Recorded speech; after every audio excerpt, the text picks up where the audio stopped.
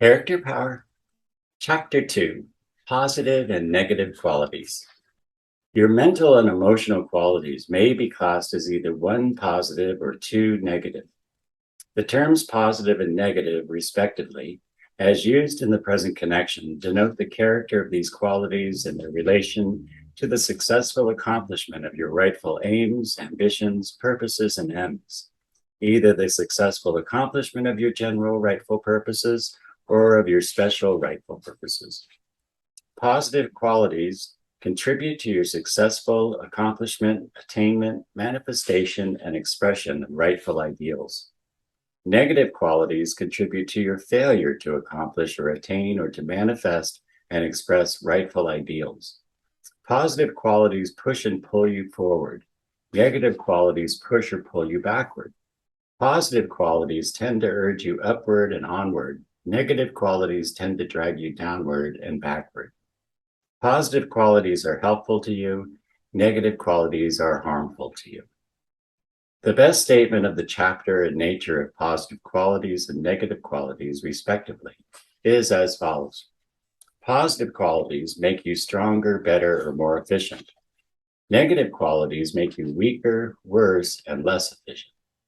The test question to be applied to you by any mental or emotional quality, any feeling, emotion, thought, mental attitude, or course of action is, will this serve to make me stronger, better, and more efficient? The touchstone of positivity. The above-mentioned test question to be applied by you to any mental or emotional quality, any feeling, emotion, thought, mental attitude, or course of action. The question, will this make me stronger, better, and more efficient, has been well called the touchstone of positivity, for it serves to determine positivity when such exists in a quality of character. A touchstone is a mineral employed to test gold and silver by means of the streak left upon the stone by the metal when the latter is rubbed upon it. When the gold or silver of positivity is applied to this touchstone, the characteristic mark is left upon it, and the genuineness of the mental or emotional metal is determined. The baser metals leave no such mark. The spirit of the touchstone of positivity consists of the following standard of excellence. 1, expressing and manifesting the best possible kind of actions, physical, mental, and spiritual. 2, with the greatest possible degree of ability, power, and energy. And 3, with the maximum of actual and useful effect proportioned to the actual degree of power, strength, or energy expended. The touchstone is the standard representing your summum bonum, or chief good, your chief ends and aims in life. Surely the ideal is a worthy one. When rightfully understood and interpreted, it is seen to include the essence of that which men of widely differing theories of life agree upon as the rightful aim and end of human effort. In this light, the question, will this make me stronger, better, and more efficient, is perceived to be a worthy, consistent, and legitimate test of the value of your mental and emotional qualities of character. The nearer to this standard your character qualities approach in their development and manifestation, the greater is their value to you. To this end, you should restrict, restrain, and inhibit your negative elements of character. The positive norm and the two negatives. Every mental or emotional quality or faculty of character has its positive norm and its two negative extremes. The norm of anything is the authoritative standard, model, or type of that thing. The negative extremes of anything serve to negate the positive norm. To negate the positive norm is to deny, contradict, nullify, and render it inactive and ineffective.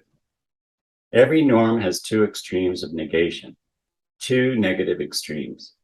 For convenience, we may style the two negations or two negative extremes as follows.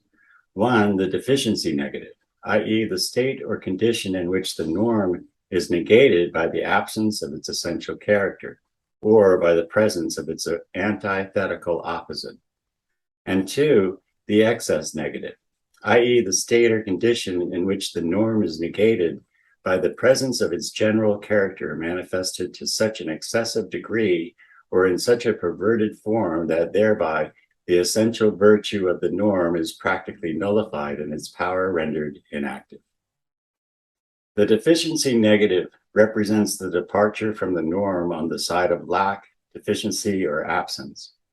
The excess negative represents the departure from the norm on the side of excess, intemperance, superfluity, extravagance, or overmuchness, or perversion of its essential spirit. The positive norm is the golden mean. The two negations or negative extremes are the extreme departures from the positive norm on either side of the latter.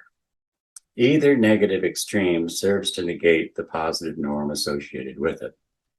The following illustration, drawn from everyday life, may help to fix the above idea in your mind. A normal amount of heat is necessary to your physical well-being. That normal amount is a matter of but comparatively few degrees of temperature, a narrow space between fixed limits on the great scale of heat vibrations. It represents your positive norm of heat. Below that limit, you begin to suffer, and finally you will die for lack of heat, or as we usually call it, from too much cold. This represents your deficiency negative of heat. Above that limit or norm, you begin to suffer from excess heat, and finally will die therefrom. This represents your excess negative of heat. Increase the temperature of the earth by a comparatively few degrees, and every living thing on it would perish. Decrease it correspondingly below the normal limit, and every living thing on the earth would perish just as truly as in the event of extreme cold. Application of the ultra-cold liquid air to the surface of the skin will result in the production of a blister, similar to that caused by scalding hot water. In their effects and results upon man, lack of heat and excess of heat are both negatives. The not enough is no worse than the too much. The only positive for him is found in the norm, his normal range of temperature. The same rule applies to every phase of character qualities and to many other things in nature as well. Strive ever to secure and to maintain the golden mean. Few persons realize that by carrying a good thing too far, they tend to negate its norm as truly as if they manifested the opposite quality of deficiency negative of that thing. But such is the actual result of such an extreme course of action. When you manifest the excess negative of a positive mental or emotional characteristic, you really negate its property of making you stronger, better, and more efficient, quite as truly as if you had negated it by manifesting its opposite or deficiency negative. In either case, the negation serves to make you weaker, worse, and less efficient. You must never lose sight of this great principle of polarity. When in this instruction we warn you against manifesting negative mental or emotional states, we mean either negative, i.e. excess negative, as truly as deficiency negative. You have been shown that every element of character has its positive phase and its two phases of negation, each of the latter constituting a true negative to the positive phase. You are now asked to consider a correlated fact. By a law of nature, positive and negatives cannot coexist in active manifestation at the same time and place. If one is present and active, the opposite must be non-active and practically absent. Just as a thing cannot be both hard and soft, or sharp and blunt, or heavy and light, or rough and smooth at the same time and place, so positive and negative mental qualities cannot both be actively manifested at the same time and place. This being likewise true of the two opposing negatives associated with each positive. The presence and activity of a positive tends to inhibit the activity of either in both of its associated negatives. The activity of one negative tends to inhibit the activity of its associated positive and also of its opposite negative. Inhibit means to check, to hold back, to restrain, to forbid, to prohibit, to interdict. Inhibition means act or state of being inhibited, state of restraint, prohibition, or embargo. General rules for development or inhibition. Based upon the above stated laws or principles of the relation and correlation of the positives and negatives of character qualities, we have the following general rules concerning the respective development or inhibition of the qualities of character. 1. To develop a positive. To develop a positive character quality, you should A, earnestly and consistently express and manifest it in action so as to obtain the benefits arising from exercise, practice, and use. B, supply it with the appropriate suggestive mental environment in order to obtain the natural reaction to such and the stimulus from it. C, carefully and faithfully refrain from expressing or manifesting its deficiency negative or from supplying such with appropriate suggestive mental environment. D, hold firmly in mind and adhere faithfully to the essential idea and basic conception of the positive norm of the quality and add to it the positive elements of discrimination, balance, and the sense of humor in order to prevent the excessive expression and perverted manifestation of the quality which tends to transform it into its excess negative and thus to rob it of its essential positive virtue. 2. To inhibit a deficiency negative. To inhibit a deficiency negative character quality, you should A, carefully and faithfully refrain from expressing it or from supplying it with appropriate suggestive mental environment, and B, endeavor constantly and determinedly to express and manifest its associated positive. Here we have an illustration of the principle that 1, expressing a negative tends to inhibit its associated positive, and 2, expressing a positive tends to inhibit its associated negative. Example, by turning on the light, positive, you inhibit the darkness, negative, in the room. Or by pouring muddy water, negative, in a bowl of clear water, positive, you tend to inhibit the positive. Whereas on the other hand, by allowing a stream of clear water, positive, to flow into a bowl of dirty water, negative, you tend to inhibit the negative. The best way to inhibit a negative is to develop its associated positive. Turn on the light and you need not shovel the darkness out of the room. 3. To inhibit an excess negative.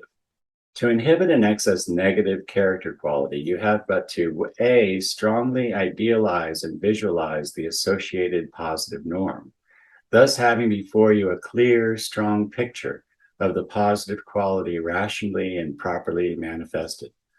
And B, adding to and blending with the quality a liberal and sufficient mixture of the elements of judgment, reason, moderation, sense, and real values, sense of balance and proportion, and last but not least, a goodly portion of the sense of humor. Excess negatives usually are really perversions or corruptions of the positive norm of a character quality. The positive quality has been turned away from the right road of expression and has wandered into the quagmire of excess, morbidity, and misapplication. The addition of other positive elements of character tends to bring about the necessary reaction to the normal, and the positive quality once more is set upon the right road of manifestation. You will see the application of this principle more clearly when you consider the illustrations of excess negatives given in the following sections of this book. You are here asked to commit to memory the following suggestive aphorism. Excessive expression or manifestation of a positive character quality is equivalent to a perversion or corruption of the essential spirit of that quality. By means of it, the positive nature of the quality is transformed into a negative and thus loses its virtue. Charting your character qualities. Before you can proceed intelligently to develop your character along the true lines of strength, goodness, and efficiency, you must come to an agreement with yourself concerning the matter of your present development of character, an understanding of just what qualities of your character are strong, just which of them are weak, just which need developing, just which require restricting. You should take stock of your mental equipment, carefully noting the state of activity and strength being manifested by your positive qualities and by your negative qualities as well, so that you will know just where you stand in the matter of character qualities. In a general way, you know your strong qualities and your weak ones. If you are honest with yourself, you will have no difficulty in noting down on your character chart the degree of development and activity which you have attained in the case of most of your mental, and emotional faculties. But unless you have made a careful analysis of character qualities in general, you will fail to some extent in preparing an efficient character chart for use in your work of character building. Therefore, we have thought it well to prepare for you and to present to you in this book a comprehensive character chart showing the principal qualities of character manifested by men in general. You will find this character chart to be quite useful to you in your work of character building. The sight of the word indicating some positive quality will cause your mind to form a clear and strong concept of that quality, which will serve as a mental mold or framework around which your work of building up that quality may proceed. Likewise, the word denoting some negative quality will cause that quality to take on a definite form and aspect in your mind, thereby enabling you to combat it more effectively. You can fight a flesh and blood enemy much better than you can combat an antagonistic, ghostly, nebulous form. When you know your enemies and see them actually before you, you are the better prepared to fight and conquer them. As someone has said, an enemy known is half beaten. Drive the enemy out into the open, into the clearing, and you will have him at a disadvantage. Self-examination. Self-examination. We suggest that you study carefully the following character chart, and that at the same time carefully study yourself, your character. Be honest and frank with yourself. Do not try to deceive yourself, for by doing so, you will hurt yourself. If you have a strong, positive quality well developed, do not allow false modesty to prevent you from marking it down on the character chart. Likewise, if you are weak and deficient in some quality, or have its negative opposite too active, do not let pride prevent you from marking it down. The character chart is the diagnosis of your case. You know, the diagnosis upon which the treatment is to be based and administered. And unless you be honest and frank with yourself in preparing this chart, you will fail to obtain the full benefits of this instruction and of the self-treatment based upon it. You will notice in the character chart, there is noted in the middle column the positive norm of each particular faculty or quality of character, and then on either side of this there appears the deficiency negative and the excess negative respectively. You should carefully consider each one of these three groups and then decide which of the three phases is predominant in your character. Sometimes you will find yourself just a little to one side or the other of the positive norm, yet not far enough away to place you in the category of either of the negatives. You should check off carefully with your pencil the particular place you occupy in each of the groups. By doing this, you provide yourself with a plain guide or prescription for self-treatment along the lines of character building. The above chart of the principal character qualities is not offered as an all-inclusive or complete list or table of each and every character quality noted by observers and known in our own experience. Rather, it is intended merely as a general suggestive list or table of such general qualities. However, it is thought that but few, if any, typical general character qualities are absent from it. Those qualities not specifically designated in the list or table are believed to be covered by those which are so designated and included in one or more of the following ways. One, where the undesignated quality is included under some other name or term. Two, where the undesignated quality is treated as a phase, form, aspect, or degree of some one of the designated qualities. Three, where the undesignated quality is a composite attribute, its elements being represented in the list or table of the designated qualities. In all such case, however, we believe that you will find the missing character quality present in spirit and meaning, if not in name and form. The numerous character qualities designated in the character chart are considered in detail in the several succeeding sections of this book. We advise you to study carefully this detailed analysis of the several qualities so that you may understand each one fully and that you submit yourself to an honest, vigorous, and exhaustive self-examination concerning the form and degree in which each respective quality is now being manifested and expressed by you. Remember the old adage, man, know thyself.